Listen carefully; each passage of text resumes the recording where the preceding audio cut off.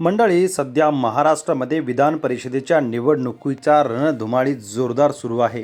यातच तिकीट आपल्यालाच मिळेल, आपल्याच पक्षाला मिळेल यासाठी फिल्डिंग लावणारे तगडे नेते मात्र आता तोंडघशी पडलेले आहेत.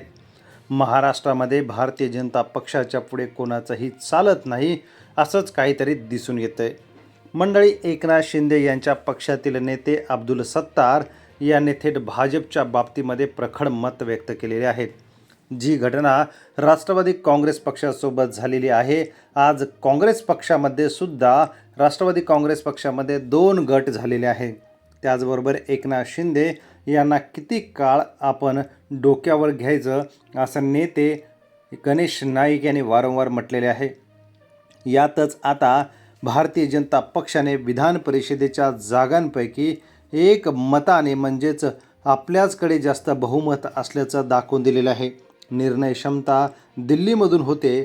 या ठिकाणी मित्र पक्षांना संपवण्याचं काम हे पहिल्यापासून भारतीय जनता पक्ष करत असतो, हे वारंवार दिसून आलेलं आहे. यामुळे एकनाथ शिंदे यांच्या पक्षासाठी ही धोक्याची घंटा आहे. अब्दुल सत्तार असतील, संजय शिरसाट असतील यांनी वारंवार मनातील खदखद ही बोलून दाखवलेली आहे.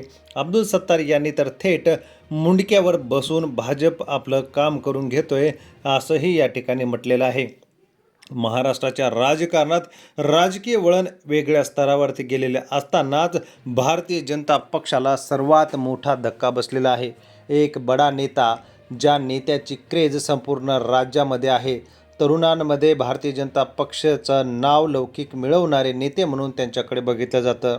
इतकंच नव्हे तर या ठिकाणी भारतीय जनता पक्षाला सत्ता मिळवून देण्यापासून जवळ कसं नेता येईल यासाठी प्रयत्न करणारे नेते आज भारतीय जनता पक्षाला सोडचिठ्ठी देत आहेत. मंडळी, या ठिकाणी महाराष्ट्राच्या बाजूचं राज्य, ज्या ठिकाणी अण्णामलाई हे नाव सर्वात फेमस होतं. केरळमधले अण्णामलाई हे एक IPS अधिकारी होते. कर्नाटकात सेवा बजावत असताना प्रामाणिकपणा, लोकांसाठी काम करण्याची त्यांची तळमळ हे बघून ते राजकीय क्षेत्रात आले आणि भारतीय जनता पक्षामध्ये सामील झाले. या ठिकाणी भारतीय जनता पक्षाने संपूर्ण राज्याची जबाबदारी त्यांच्याकडे दिली. अण्णामलाई यांना सिंघम अण्णा मलाईसुद्धा म्हटलं जातं. या ठिकाणी सिंघमसारखं काम करणारे IPS अधिकारी, इंजिनियर राहून या ठिकाणी काम केलेले हे अण्णामलाई नेते आपल्या प्रामाणिकपणामुळे ओळखले जातात. मात्र केरळच्या जनतेने भारतीय जनता पक्षांना या ठिकाणी केवळ एकच जागा निवडून आणून दिलेली आहे.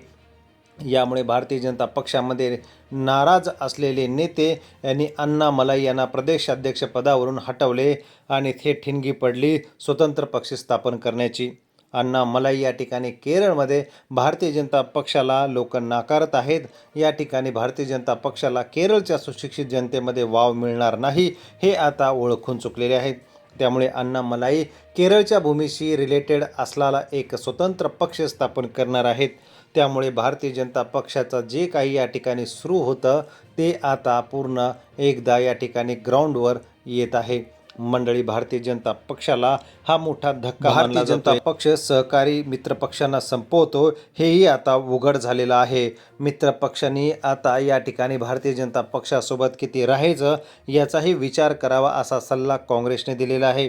छोटे छोटे पक्ष, बडे बडे नेते भाजपने आपल्याकडे ओढले, मात्र आता एक एक करून असे सोडून जातील. आपल्याला काय वाटतं कमेंट करा. धन्यवाद.